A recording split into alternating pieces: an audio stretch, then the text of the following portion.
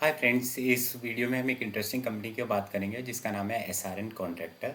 SRM contractor basically is into infrastructure. तो ये क्या करते हैं, ये रोड ब्रिजेस बनाते हैं, ये अपने टनल का बनाने का काम करते हैं और स्लॉप स्टेबलाइजेशन का काम करते हैं, जिसमें ये पहाड़ वगैरह पे जो पत्थर वगैरह गिरते हैं तो उसको स्टेबलाइज करने का काम करते हैं।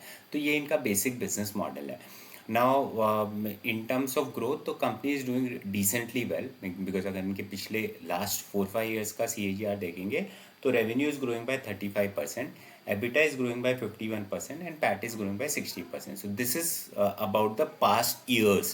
Now अगर मैं Q3 की बात करूं तो Q3 के अंदर इनका जो रेवेन्यू ग्रो कर रहा है वो ग्रो किया है कुछ 54% से, एबिटा की ग्रोथ है कुछ 100% से, और आपका पैट का ग्रोथ आ रहा है 50% से।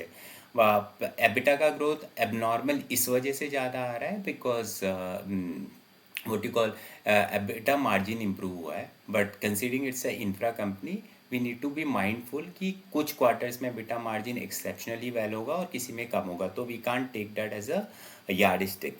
As far as future is concern, Q4 की अगर हम बात करें तो Q4 के अंदर company has given a guidance. तो फुल ईयर का जो कंपनी का गाइडेंस है वो गाइडेंस है कि their revenue guidance for full year is 800 to 900 crore, EBITDA margin 16 to 17% है, पैट का मार्जिन 9% है, और फुल ईयर का ऑर्डर बुक है वो 4271 करोड़ है ना। इसके बेसिस पे अगर हम Q4 के नंबर वर्कआउट करते हैं तो उससे नंबर आता है आपका Q4 का रेवेन्यू ग्रोथ का नंबर आता है कुछ 41% के आसपास, और पैट के ग्रोथ का नंबर भी अराउंड 41% आता है। कंपनी करंटली 12 के पी पे ट्रेड कर रही है, तो a company which is trading at a P of 12 and growing by 40% year on year from last 4-5 years seems to be a good opportunity. I'm not saying that it should be a buy on say recommendation, but we guys should try